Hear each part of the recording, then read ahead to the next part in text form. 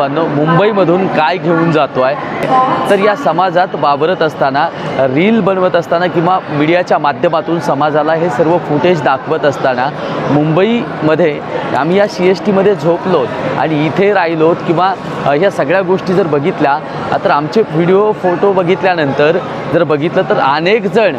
भेटत होते आणि भेटल्यानंतर प्रेमानं सांगत होते, दादा तुमचा व्हिडिओ बघितला, तुमचं काम खूप छान आहे, अशा सगळ्या पद्धतीनं बोलत असताना त्याचा गर्व वाटायला लागला आणि कामाचं स्पिरिट मिळायला लागलं. अर्थातच काम वाढलं गेलं आणि काल जे काही मीडियानं फुटेज दाखवणं बंद केलं होतं किंवा जे फुटेज दाखवायला सुरुवात केली होती पण विरोधात दाखवायला सुरुवात केली होती, त्याचं जे म्हणजे नेगेटिव्हनेस काढून टाकण्यासाठी पूर्ण दिवसभर पूर्ण आत्तापर्यंत आम्ही काम केलं आणि त्यातलं सगळ्यात चांगल्या गोष्टी आरक्षणाच्या दाखवायला सुरुवात केली. आणि इथे पाहतो आहे की कारण हे सगळं घडत गेलं आणि घडत असताना समाजानंही भरभरून प्रेम दिलं. मुंबईतून दुसरी एक गोष्ट घेऊन जातो आहे, तुमच्या सर्वांचे आशीर्वाद आणि तुमच्या सर्वांच्या मुळेच माझे 2 लाख फॉलोअर्स पूर्ण झालेत आणि 2 लाख फॉलोअर्स पूर्ण झाल्याचा मी सकाळीच पोस्ट केली, पण त्यानंतर 2 लाख आत्ता 5,000 सुद्धा म्हणजे फॉलोअर्स पूर्ण झालेले आहेत. हे सर्व घडलं आहे ते तुमच्या आशीर्वादामुळे आणि संघर्ष योद्धे मनोज दादा जरांगे पाटील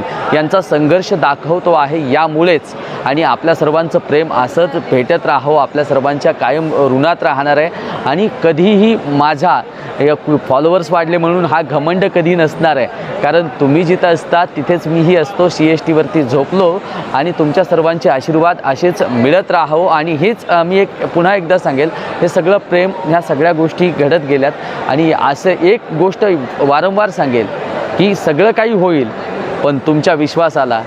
उदय भिजते कधीही तडा जाऊ देणार नाही, कधीही मॅनेज होणार नाही, कुणासोबतही झुकणार नाही, कारण समाजासाठी लढतो आहे, समाजाच्या हिताचं काम नेहमी करत राहणार आहे. जय जिजाऊ, जय शिवराय, धन्यवाद बांधवांनो.